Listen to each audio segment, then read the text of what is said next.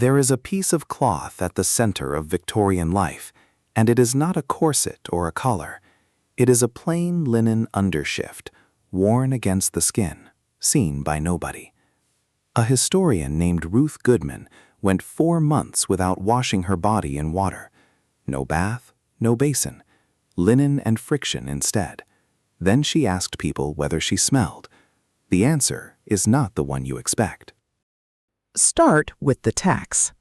Until 1853, soap in Britain carried an excise duty so heavy that government officers were stationed inside the soapworks to supervise the vats. Gladstone finally killed it in his first budget. Before that, and for years afterwards, washing your whole body in hot soapy water meant buying fuel, buying soap, and carrying every gallon of that water yourself, up the stairs, in a bucket. So people did something else instead. They wore linen against the skin, and they changed it. Linen absorbs in a way wool does not. It draws sweat and body oil off the skin and holds it. You rub yourself down with a dry cloth, briskly, everywhere. You put on a clean shift. The dirty one goes into the pile. The body gets cleaned by the laundry, not by the bath. Ruth Goodman tested this on herself, and by her own account, nobody noticed. Not her family, not strangers. 4 months. The system works, but only if something else in the house works first. That something else is Monday. Wash day was Monday across most of Britain, and it was not a chore. It was an industry run out of a scullery. You start before dawn. You light the copper, a fixed vat with a fire built underneath it, and you fill it. Every drop of that water is carried by hand.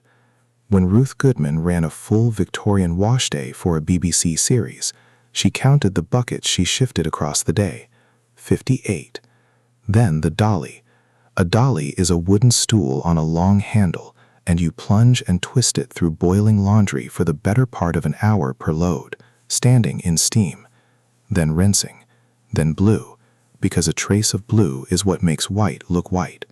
Then the mangle, 2 heavy rollers turned by a crank, which will take a finger if you are careless, and did, regularly. The clothes are dry by Sunday. That is the entire point of Monday. Clean linen for church, at the far end of a week that began in the dark with a bucket. Now the food. And here the evidence is unusually good because a doctor decided to look at it through a microscope. In 1851, the Lancet set up an analytical sanitary commission and put Arthur Hill Hassall in charge of it. Over 4 years, he ran thousands of chemical and microscopical analyses on food bought in ordinary London shops. And then he did the thing nobody had dared do. He published the names and the addresses of the sellers. Bread was the worst of it. Alum, a mineral salt, was added to make cheap inferior flour bake white and firm, because white was what people would pay for. Across Hassall's London samples, he could not find a clean loaf. And bread was not a side dish.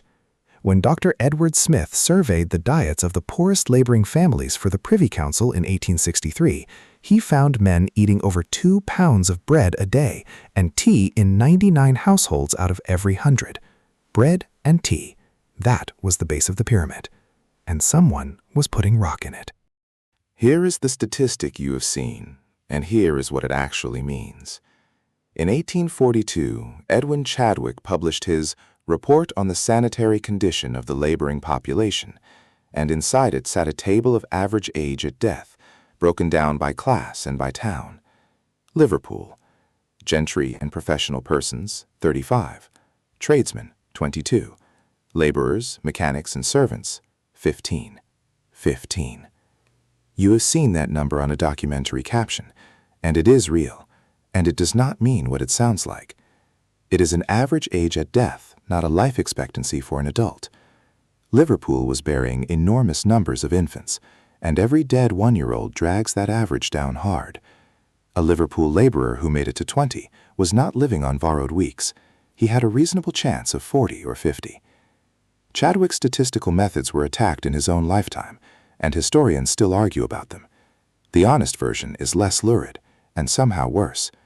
Adults were not dropping dead at 15. The city was eating its children. Which brings us to the wall. The green is Shields green, and its brighter successor, Schweinfurt green, and both are made with copper and arsenic. Shields arrived in 1775, and by the middle of the 19th century, that color was on wallpaper, on dress fabric, on the artificial leaves in hair ornaments, on children's toys. None of that is disputed. The arsenic was genuinely there, in quantity, in millions of British homes. What happened next is disputed, and the popular version is far too neat. The story you have heard is that damp paper grew mold. The mold turned the arsenic into a gas, and the gas killed sleeping families in their beds.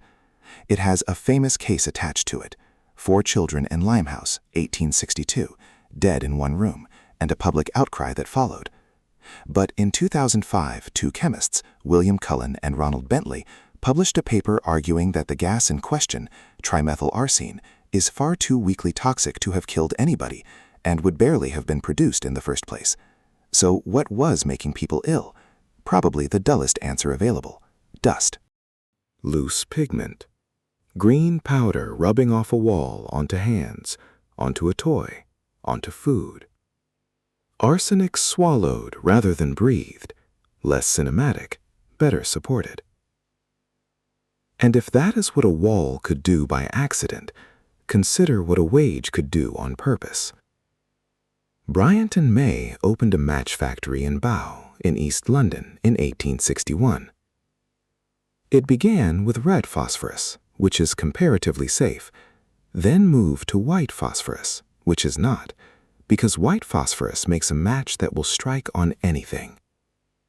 Workers who breathed the fumes got toothache first, then abscesses, then necrosis of the jawbone.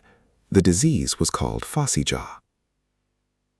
Contemporary accounts describe the diseased bone glowing a greenish white in the dark. Surgeons cut jaws out. People died of it. The condition had been documented across Europe since the 1840s. In July 1888, around 1,400 women and girls at Bryant and May walked out, and within a fortnight the company conceded. White phosphorus itself stayed legal in Britain until 1908.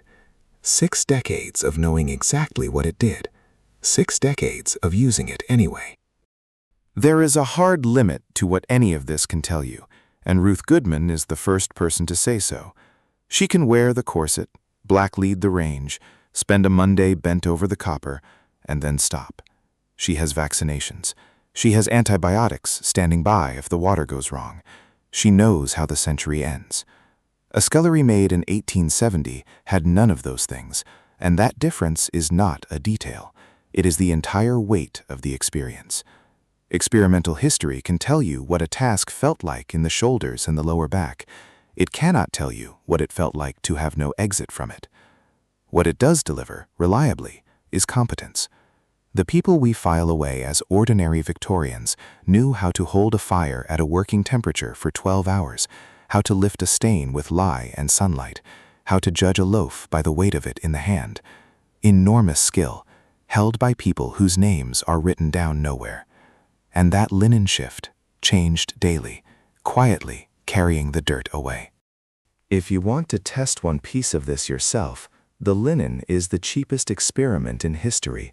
A clean cloth, a dry rub, a fresh shift in the morning. The Victorians were not filthy. They were running a different machine, and we stopped believing it worked. There is more of this here, and it is all one story.